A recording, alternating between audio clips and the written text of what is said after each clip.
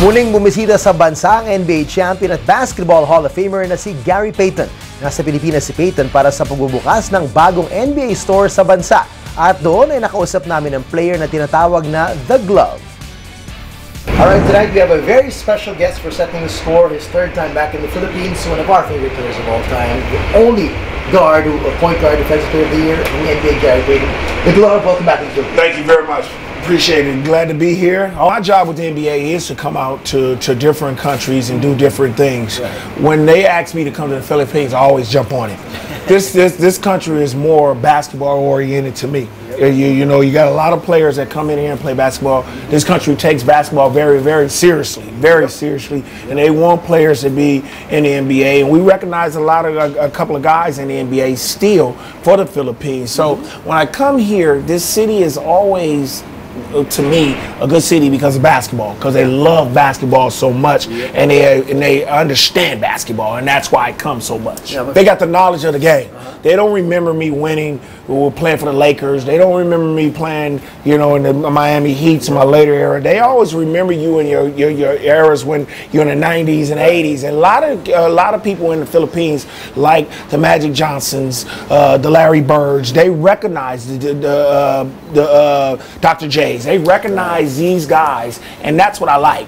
People who started the basketball, and then we live it on and live it on. And the Filipino people really appreciate that. Well, they love your game, they love your style. Let's go back to when you were still playing. You were the Glove, okay? Nobody else comes close to being the all-around point guard that you were. How did you mold your game? Was that always the way you played from high school to college? You always wanted to be the best two-way player possible? I always did that when I was coming up. I started as 5 years old, 6 years old. My father coached me until I was in high school, and so when we played and we were on the playgrounds, I always wanted to be the lockdown guy and the guy that can score.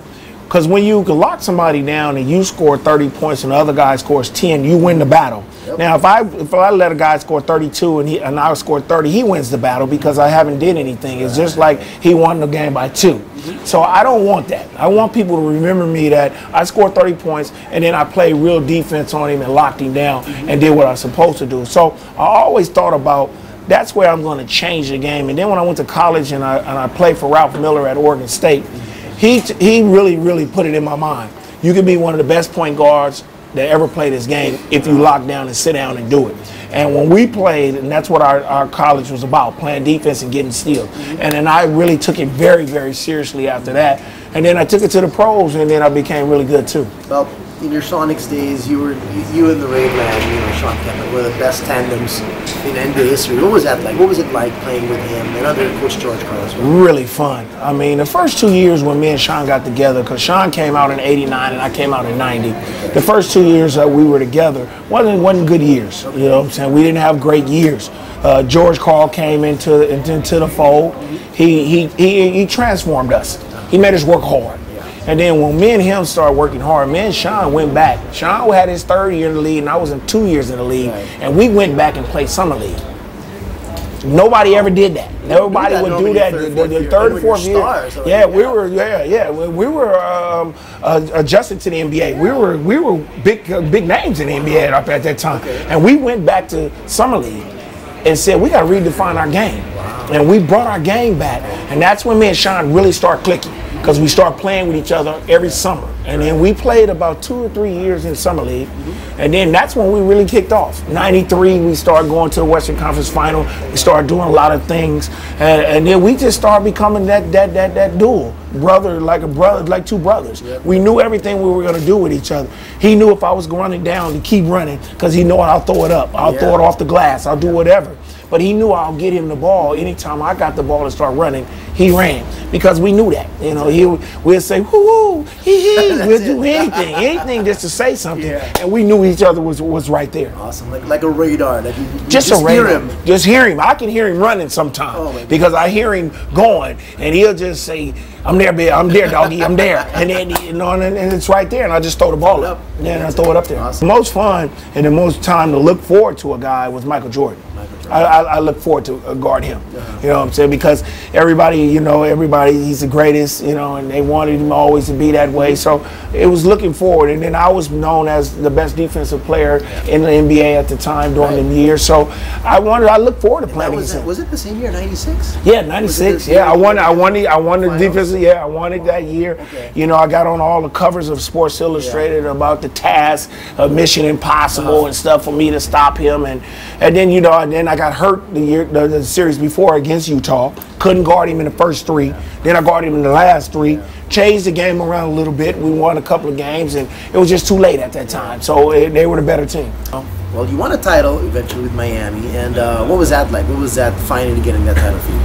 Well, it took a long time. It was 16 years in the NBA, and everybody. I'm still happy about it, but I wish it could have been earlier when I was in my prime, at my peak. But to help them and still be a big part of the thing, making big shots, making defensive plays and stops during that stuff during that time, and I'm at the later years of my career and then winning it. It still feels the same. Still feels the same that you're getting a championship, you're pouring that champagne all over you, you holding that trophy, and we did it, and I did it with a young guy that was only in his third year in his prime, Dwayne Wade, and he got the MVP of the series, and we rode him, and I told everybody, I said, man, this young kid got it. He got it. And we got to ride him. And so we rode this young kid, and we won a championship. Now, another guy who was young then, that was part of the team, eventually became a head coach, our countryman, Eric Spoelstra. Yeah. What did you see in Eric back then that probably Pat Riley saw eventually and handed him the reins and made him a great coach of the city? What people don't know is Eric started with Pat as a video guy. Yeah. Running for coffee, doing a lot of things. So he went to Pat, and Pat hired him. So when you go to a guy like that, a president or a CEO or anything like that, and you start working for him and you become a favorite to him, he's going to give you a lot of leeway. And Eric did a lot of stuff. Then at that year when I came in there, and everybody doesn't know, Eric is from the Bay Area too, where I'm from. He grew up. Yeah, he grew up like that in the Bay Area. So I knew him when he was a little kid too. He went to college there. Yeah. So it was like when I seen him, and he started working out with Dwayne. And getting up shots and doing things, and then we never thought he was going to be a head coach. And then Pat seen something in him. Pat seen something in him, and I think that he just went and did all of the leg work, like you said, running coffee and doing stuff. And then Pat became like his role model. You know what I'm saying? He wanted to be like Pat. And Pat seen that, and then he picked him, and he's been doing a great job ever since. Awesome. Well, now you're here back in the Philippines, opening up an NBA store in Cebu. What's that going to be like for you to have a chance to see the fans down there in the South? Well, you know what? I'd never been in Cebu, and I heard it's a great city. Yeah. I'm going to go in there, and it's going to be a big thing for me to open up a new NBA store out there for these people. Like I said, over in the Philippines, anywhere, it's great. So I'm gonna have a ball, and I know them fans and them people down there is gonna have a ball too.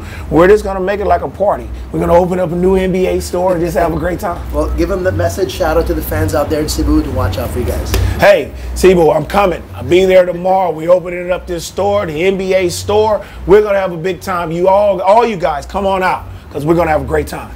The one and only The Glove, Gary Payton. Thank you very much. I appreciate it. We'll have you back many more times. Thank you. All the time. Hi guys, keep watching The Score for the latest sports updates, and don't forget to subscribe to the ABS-CBN Sports in Action YouTube channel.